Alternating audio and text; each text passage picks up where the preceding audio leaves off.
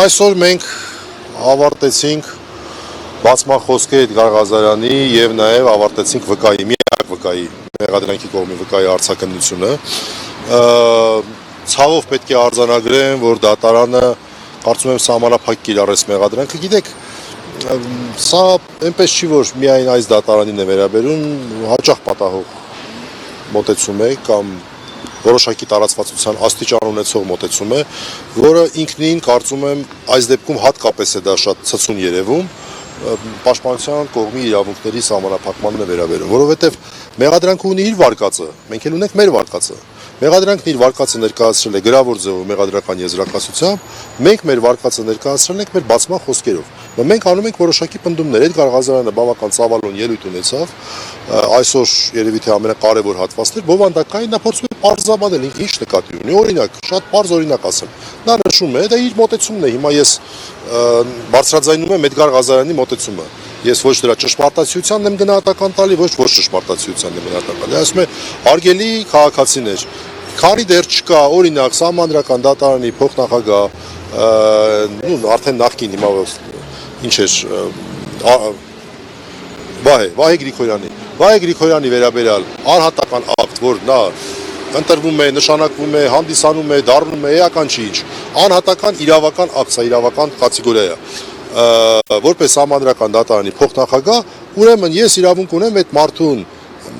սահմանադրական դատարանի փոխնախագահ դառնալը ուշադրություն համարել ապօրինի, ոչ թե համարել, որ նա սահմանադրական դատարանի փոխնախագահ չի կամ ոչ միայն համարել, որ սահմանադրական դատարանի փոխնախագահ չի, այլ համարել ապօրինի եւ իրեն մեղադրանք է առաջադրել հենց այդպիսի արտահայտության համար իթիվս այլոց, որը մեր համար ահավոր տարօրինակ է։ Մարդուն մեր երկրում մի պահ կանգ առնենք ու ֆիքսենք։ Մեղադրանք է առաջադրվում այն բանի համար, որ նա համարում է, որ ինչ որ պաշտոնատար անձ այդ պաշտոնը զբաղեցնում է ապօրինի։ Որ ասում է, իջեք հասանք տեղ, էլի։ Բայց այդ հենց թողնենք մի կողմ։ Դրա հետ կապված մարդը հարց է տալիս։ Ասում է, ես որպեսզի իմ հրապարակայնորեն հնչեցրած միտքը կարողանամ ավելի հասու դարձնեմ դատարանին, դատարանը դրա գուցե ողջամտությունը գնահատի, գուցե դատարանը այդպես ի վերջո ողջամտության չափանիշը ի վերջո դնի մեղադրանքի գնահատման հիմքում, գուցե այլ չափանիշ դնի, էական չի, բայց մենք ուզում ենք պարզել իրականում այդ միտքը որոշակի հիմք ունի թե չունի, դատարանը այդ հարցը հանում է։ Դա մեր իրավունքների սահմանափակում մենք գնահատեցինք։ Բազմաթիվ հարցեր են, ես մի օրինակ եմ բերում, որը շատ ավելի հասկանալի կլինի մեր հանրությանը, դրա եւ բազմաթիվ այլ հարցեր, ես որպես փաստաբան չեմ կարող, իրավաբան չեմ կարող չասել, որ որոշ հարցերի հետ կապված գուցե վիճելի են։ Դա էլ չեմ ուզում ձեռքս դնեմ խղճին ու ասում չէ, բոլորը անվիճելի են։ Հարցեր կային, որ իրոք կարող էին վիճելի համարվել, բայց հարցեր կային ինչպես այս դեպքում, որ դե վիճելի չէին, էլի։ Դրա համար մենք ցավոք արձանագրեցինք, որ այսպիսի սահմանափակում տեղի ունեցավ։ Այնուհանդերձ վկայի արձակնությունը ես թույլ տվեք համարեմ այնուհանդերձ դրական, որովհետև վկան տվեց մի քանի կարևոր պարզաբանումներ, օրինակ, թե ինչպես է նա ընկալել այդ գաղափարները, որպես բնութագրեր է ընկալել, հատկապես այդ տերմինը շեշտվեց, ես դա կարևոր եմ համարում։ Կարևոր էր նաև այն, որ վկան չպարզաբանեց եւ ըստ էության չհերքեց այն, որ սահմանադրական դատարանի դատավորների կողմից է եղել հայտնի հայտարարության հետ կապված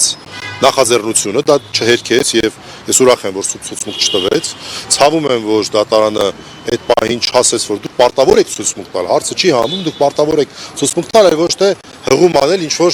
ներքին աշխատանքային։ Պատկերացրեք, ցանկացած մեկը գա, դե ասի գիտեք, դա կոնֆիդենցիալ է, մենք ես ու ընկերս ենք դրա մասին խոսել, հիմա չեմ կարող դրա մասին պատմել։ Այդտեղով դատավարությունը ինչի համար է։ Դե եկեք ունեն բոլորս ցուցմունք տալուց հրաժարվենք։ Կոնֆիդենցիալության որևէ բաղադրիչ այդտեղ չկար, մինչդեռ դատարանը այդտեղ նույնպես թույլ տվեց մեր իրավունքների սահմանափակում։ Կարճ ասած, մենք ունենք այսօր ռուսերեն ասեմ смешанные чувства։ Մի կողմից մենք ցավով արձանագրում ենք, որ դատարանը որոշ դեպքերում մեզ հնարավորություն չտվեց, որպեսզի մենք արդյունավետ իրականացնենք մեր դատավարական հնարավորությունները, հանելով մեր հարցերը, չարձագանքելով ապօրինաբար մեր հարցերին չպատասխանելու, բայց մյուս կողմից մենք ստացանք կարևոր հարցերի պատասխաններ։ Այսքանը։ Պայմանավորում դատավորի նման վերաբերմունքը, սահմանափակումների առումով։ Դե հիմա Դե հիմա ես չեմ ուզում այս պահին ասեմ, թե ինչով են պայմանավորում կամ դատողություն։ Ցանկացած մարդ կարող է իր դատողությունը անել, ամեն դեպքում մենք դատավարության շրջանակներում ենք գտնվում, արձանագրենք, որ առանձին դեպքերում դատարանը շատ օրինական որոշումներ է կայացնում, օրինակ դատախազի առարկությունների մասով եւս։ Դրա համար ես նպատակահարմար չեմ համարում հիմա ամբողջությամբ բացահայտել այն ինչ որ իմ մտքում է։ Այսքանը, շնորհակալություն։ Պարոն Ղազարյան, ձեր տպավորությունները